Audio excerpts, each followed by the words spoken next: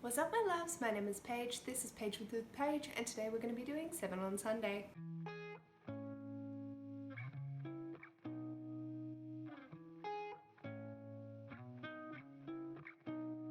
In the description box below you'll find links to donation and petition sites, as well as the card for the Black Lives Matter movement, as well as a playlist of black booktubers that you can check out, created by Opal from Opalescence, as well as some Indigenous Aboriginal resources for my Australian subscribers. Down in the description box you'll also find a link to Grace, who is the creator of 7 on Sunday, as well as the Goodreads group. So Grace created 7 on Sunday so we would have a topic to be able to talk about once a week, and we could discuss it on whatever platform we chose. And this week's topic is books that you've changed your mind about. I've been filming on and off for 6 hours. I have about 3 hours of footage and 2 more videos to go.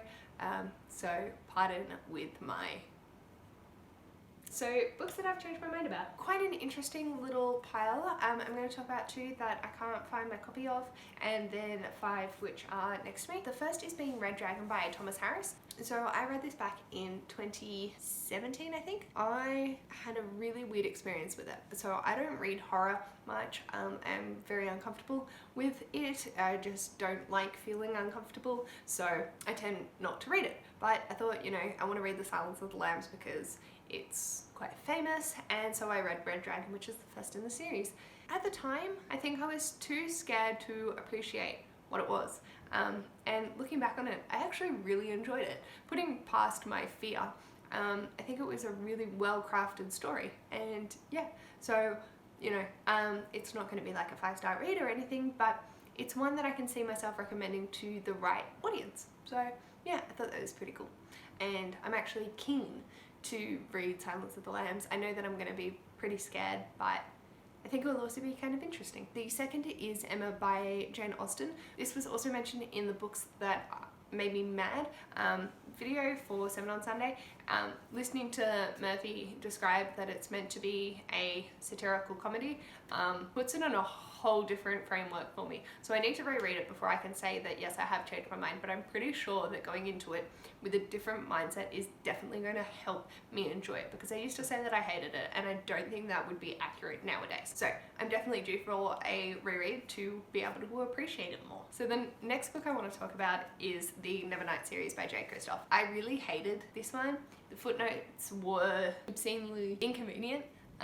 It felt like hormones were rampant and there was no curbing in the finesse of expressing sex and sexuality, which is fine. Like, books don't always have to have finesse, but I felt that it was just too heavy-handed for my taste. I really didn't like it. Also, finding out who the narrator was in the 3rd book really framed some things that happened in this in a really weird perspective. But changed my mind about the whole series. I used to say I wouldn't touch this with a 20-foot pole again, but I'm finding that, you know, the series itself, God's Grave and Dark Dawn especially, they were not bad. And I think Jay realized that his way of writing, I don't know if he intended to make a mockery of it later, but the fact that he took the mickey on himself later and was like, yeah, what a cock. I'm like, okay, yeah, I can appreciate this a bit more. So I still don't like this one, but the series as a whole, I have changed my mind to have a more positive experience with. The next one is Shakespeare. I'm just holding up the 4 comedies because I'm going to be reading The Taming of the Shrew for the reading rush. For me, Shakespeare was always something that I didn't like. I said no, I never want to read Shakespeare. I don't understand it. I can't get into it. For me, that was just having a bad experience. We read King Lear in year 9, I think, or year 10, and that was horrible. I really didn't like that. So it really tainted Shakespeare for me. I always went into it with such a negative mindset when it came around. Like, we did Romeo and Juliet and Othello and Midsummer's Night Dream, I think. But yeah, I always went into it with oh, this is gonna suck. And I think that if I go into Shakespeare of my own accord and not to critically analyze it, but just to enjoy it for what it is, having the audiobook and reading along with like a translated copy, it's going to be extra effort, but I feel like it will be worth it, because I think he's got some really interesting things to say and a really interesting way of doing it. But I was just in a no, classics is shit, they're just old dead white guys, and like, fair. But also, you know, you can't constantly have a negative mind space going into someone's work. And like, it's not going to be perfect. I'm not going to like every classic that I read, and that's totally cool. But if I don't go in with a positive mindset, I'm never going to enjoy it. Definitely changed my mind about Shakespeare, and I'm hoping that the comedies will be my jam and I will really actually enjoy it. I just want to listen to it and enjoy it. Hopefully I'll have a very changed perspective on Shakespeare by the end of this. Heading into the negative, if you saw my Believathon vlogs, you'll know my dislike. Mary Poppins, this is the first one. I read Mary Poppins Comes Back, which is somewhere, for Believathon, and I gave it 1 star. Originally I gave this 3 stars, and honestly a generous 2 would be nowadays without rereading it, and if I reread it, it would probably a 1 star. I can't stand Mary Poppins.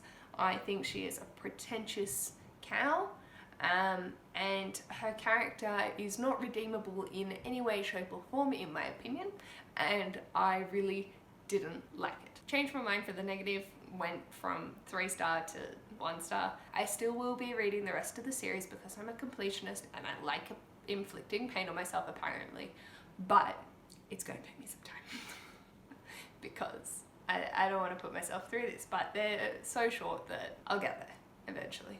Definitely changed my mind about this, and more so bringing this to the front, I actually changed my mind whilst reading the second one quite profusely. I was reading it and going, yeah, like this is alright, whatever, I don't care, like this is a 3 star read, like it's average for me. And I was talking to Cara in April and they're like, dude, no, how you're describing it's a 2 star. And I'm like, oh, okay. So they changed my mind that the way that I was talking was actually a 2 star, and then by the end of it I was like, fuck that shit. Like, no, 1 star, that's high. So yeah.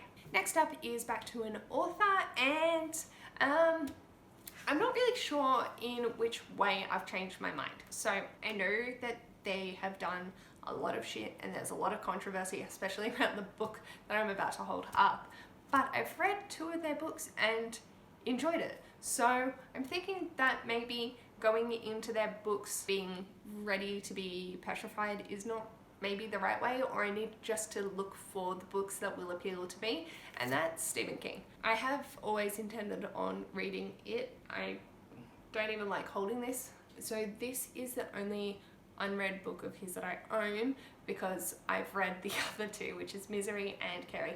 I quite enjoyed Carrie, didn't think it was great, didn't think it was bad, so that was a good experience and a good entryway for me. And it wasn't scary. And then I read Misery, which I loved. I thought it was fantastic, and it had those horror elements to it. The descriptions were quite horrifying for me as an animal person, so I'm happy to go into his books and I'm willing to pick them up a bit more frequently, especially if I find them at an op shop, whereas before I'd just be like, nah, I'll just grab it and have it sit on my shelf for 30,000 years because it's chunky and it's scary, literally. Definitely changed my mind about Stephen King, thinking that all of his stuff was horror. And I think that's a common misconception. Like, I don't know if his other stuff that's not horror is great, but, and finally, ending on a positive, sort of, it's a bit random. So I read, this is funny, Horns by Joe Hill, which is the son of Stephen King, I think. I can't remember. And when I first gave this, I gave it 4 stars. And no, this is a 5-star read. I think I was leaning more towards a 3, but gave it a 4 as a generous. But I have not stopped thinking about this since I read it back in 2017. I constantly am thinking about it, and if people ask for like a really weird recommendation, I give them this. Watching the movie with Daniel Radcliffe before reading it really helped me go into this comfortably, and also the time that I read it was perfect because I was actually dating a Christian guy and tossing up whether or not to break up with him. There was a sermon in here that talked about God and religion, and I thought that the way that it was articulated was so beautiful. It's the fire sermon chapter. Definitely a 5-star read. I love it. I do want to reread it sometime, but not anytime soon. I just think it, I don't know, it's a really random one, but I loved it, so yeah. So that's it from me today. Let me know in the comments below what's one book that you've changed your mind about. I think that it's quite interesting seeing how we grow as readers and develop different ideas about things and look at things from different perspectives and life events. And yeah, If you like this video, feel free to give it a thumbs up, and if you'd like to see more of this mess, feel free to subscribe, and I'll hopefully see you in my next video. Bye!